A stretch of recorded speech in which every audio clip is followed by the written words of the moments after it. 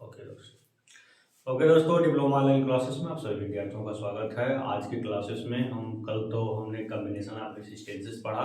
मैंने कल के वीडियो लेक्चर में मैंने आपको बताया कैसे सीरीज में पैरेलल में रेसिस्टेंस को जोड़कर इक्विवेलेंट रेसिस्टेंस निकालते हैं। बहुत अच्छे तरीके से मैंने उसको एक्सप्लेन किया, क्वेश्चन भी सॉल्व करवाया और आपको न्यूमेरिकल क्वेश्चन भी दिया जो आप आशा करते हैं आप जरूर सॉल्व कर लिए होंगे।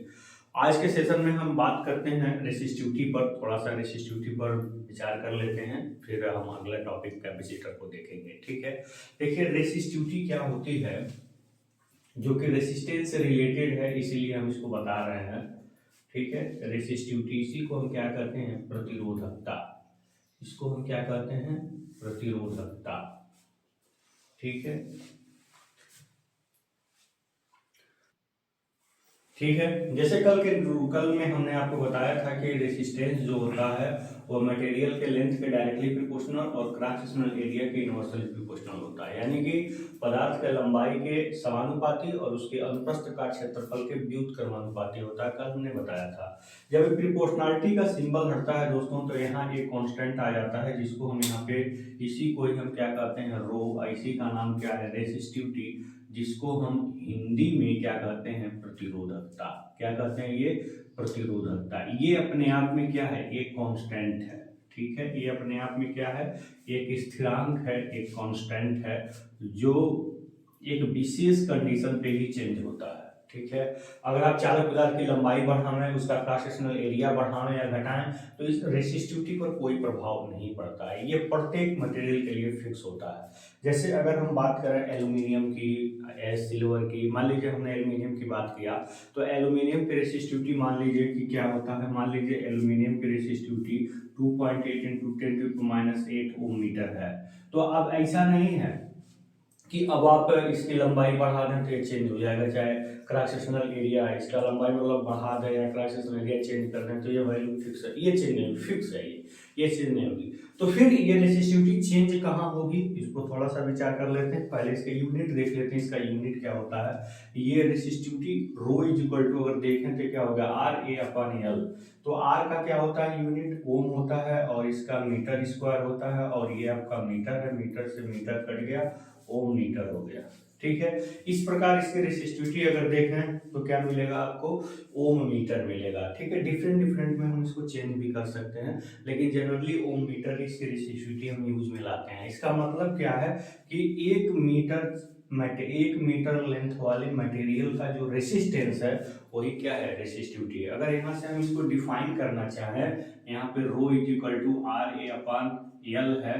यदि L को भी 1 मीटर कर दें, इफ मतलब यदि L को 1 मीटर कर दें और A को 1 मीटर स्क्वायर कर दें, 1 मीटर स्क्वायर, तो यहाँ रो इज इक्वल टू R × 1/1 क्या होगा, रो is equal to R।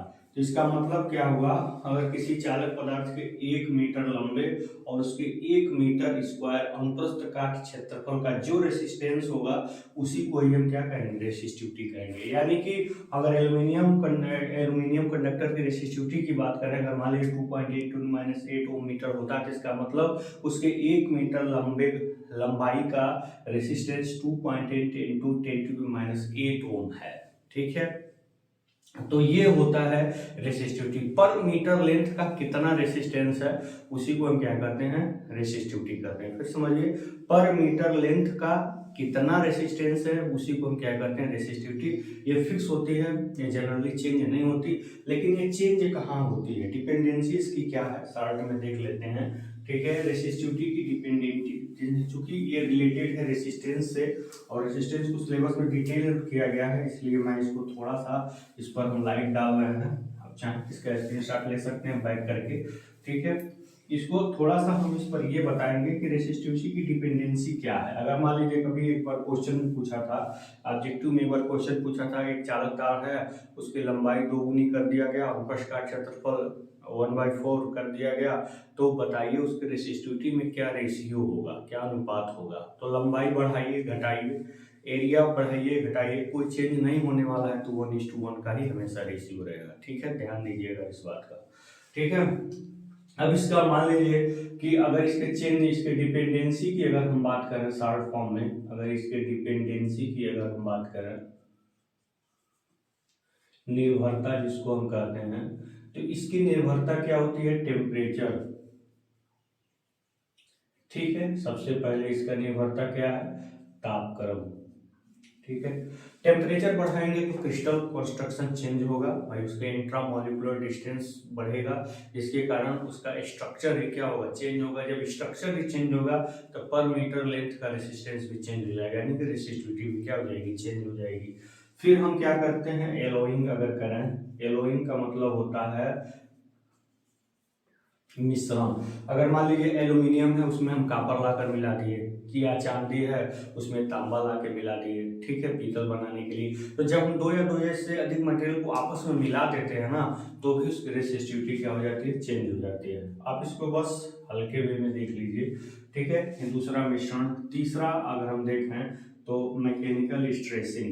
Mechanical stressing मतलब अगर हम उसमें स्ट्रेस प्रेशर डाल रहे हैं किसी भी तरह से, अगर उसके क्रिस्टल का कंस्ट्रक्शन चेंज हो गया, मतलब उसकी नेचर में चेंजिंग आप ला दिए, तो उसके पर मीटर लेंथ का रेसिस्टेंस क्या हो जाएगा? डिस्टर्ब हो जाएगा, जिसको हम क्या करते हैं? रेसिस्टिविटी करते हैं। ठीक है, इसके बाद आपका चौथा टॉपिक है मैं एज हार्डेनिंग, जिसको हम बोलते हैं, या कोल्ड वर्किंग। एज हार्डेनिंग, जैसे मान लीजिए कि मटेरियल को रेसिस्ट बनाने के लिए कि उस पर अगर चोट डाला जाए या किसी तरह का कोई प्रेशर डाला जाए, तो उस प्रेशर को, उस चोट को, उस फोर्स को रेसिस्ट कर सके, इसके लिए एज हार्डेनिंग किया जाता है। उसको ठंडा करके, पहले गर्म करके ठंडा करना, इस तरह का मैकेनिकल वर्किंग होता है, जिसको कोल्ड वर्किंग भी बोलते हैं।